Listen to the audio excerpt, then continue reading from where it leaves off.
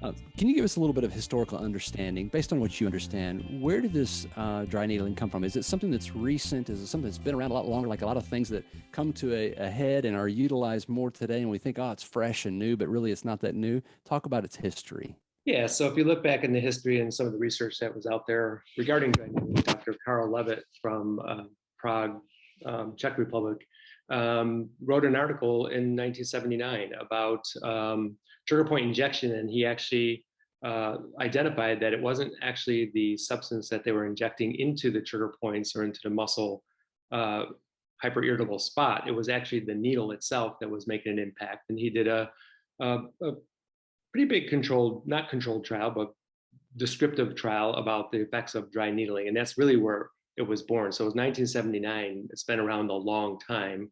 And then Jan Damerholt was probably one of the first physical therapists in the United States to introduce dry needling into the field of physical therapy.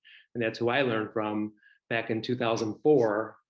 He was teaching courses over in Europe, and Dave Simons insisted that I go and learn the technique of dry needling. So off to Ireland, I went and learned from Jan. And then Jan and I were very instrumental in pushing the issue here in the United States, and with the support of Steve McDavid and some of the other Orthopedic Academy leaders and APTA government affairs department, we were able to produce a white paper on trigger point dry needling and the practice of physical therapy. And that was kind of the beginning of the revolution of adding this technique to the manual therapy repertoire for physical therapists.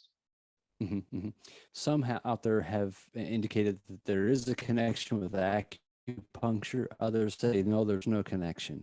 Can you comment on that? Well, so I can only comment on one part of dry needling, which is trigger point dry needling. So there's other schools of thought about dry needling. I do not teach them.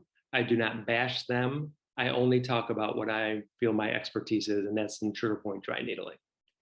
Mm-hmm.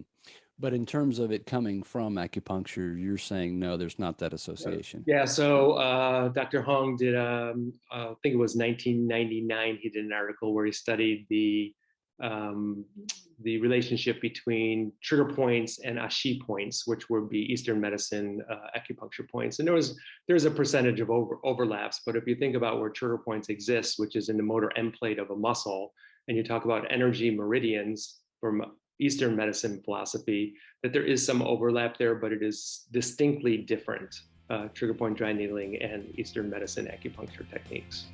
Mm-hmm, mm-hmm. All right, so help us hear the entire episode for free on iTunes, Spotify, other favorite podcast players, or go to mechanicalcareforum.com.